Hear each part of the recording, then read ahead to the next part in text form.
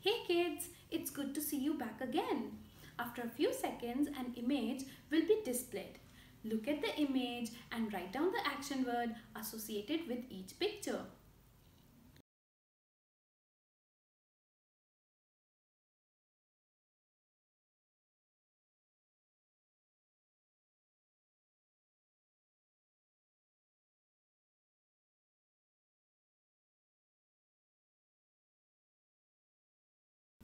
So here are the answers. Let me see how many of you got all of them correct.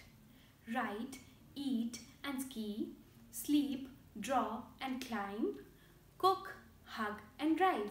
These words are called action words and we call them verbs in grammar. So the topic for this session is verbs. Most students are under the impression that verbs are action words, but the definition is incomplete and there is much more to the definition of verbs. So let's see what's the complete definition, but before that let's do a drill. Action, possession, state of being. Let's repeat the drill. Action, possession, state of being. Let's see in detail what they are. Verbs express an action. So when I say the dog ran across the yard, the word ran is used to show an action that is being done. Verbs also denote possession. Possession means that something belongs to someone. So when I say Sheena has a doll, this word has is used to tell that Sheena is the owner of the doll. The third one is verbs denote state of being. So when I say Rahul is happy, this word is used to denote the state of Rahul that he is happy. Let us understand actions in detail. So eat, drink, sleep, laugh, teach, all these are action words that denote that something is being done. So when I say I go to the school daily, then go is an action that is being done. They play in the garden. So play again here is an action. So possession means that something belongs to someone or someone is the owner of something. So we have words like has, have and had to denote possession. Has and have are words that denote that something belongs to someone in the present tense. And had is used to denote that something belonged to someone in the past tense. So here are two examples. The boy has a candy and the boy had a candy. Now the difference between both of them is that this sentence tells us that the boy has a candy right now. And the boy had a candy denotes that the boy had a candy sometime back in the past. A few minutes back I said that has and have both are used for the present tense. So what is the difference between them? Let's see it here. So has is used for singular nouns and pronouns and have is used for plural nouns and pronouns. Boy and dog here are singular nouns. So with them we have used the word has. Boy has, dog has. Now let's come to have. Now have is used with plural nouns and pronouns. So children and doctors, both of them are plural nouns. So that is why we have used have with them. So children have and doctors have. Let's see what is the case with pronouns. So when we say he is a singular pronoun. That is why we are going to use has with it. She again is a singular pronoun, so we are going to use has with it. It again, it is a singular pronoun, so again has. They, now they is plural, so we are going to use have with it. What about I? I is actually singular, but in English we treat it as plural. That is why we are going to use have with it.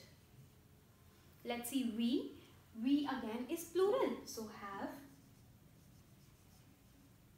What about you? Remember I told you that you is singular also and plural also, but we treat you more as That is why with you we are going to use have. Let us now understand what state of being is. So we have words like is, am, are and was and were to denote state of being. Is, am, are words that denote state of being in the present tense. Was and were denote state of being in the past tense. So when I say Rahul is a good boy, it denotes that Rahul is in the state of being a good boy. Now we will discuss about the usage of is, am, are, was and were. So we use I and am together. So I am a teacher. Is and was are used with singular nouns and pronouns. So when you see here the boy, it is a singular noun. So with singular noun we have used is. She is a singular pronoun. So with it we have used is.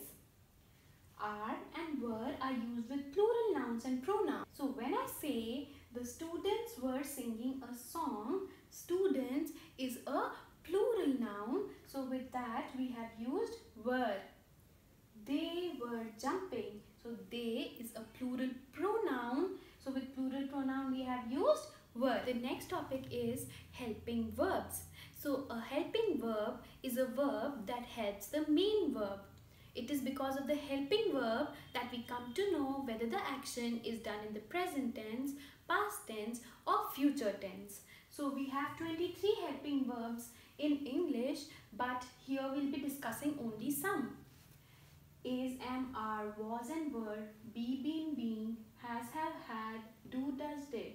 There are others also like will and shall, would and could, etc.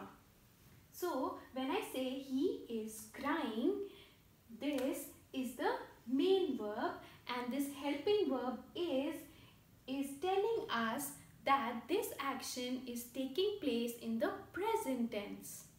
Let's come to the second one. Raju is writing a letter.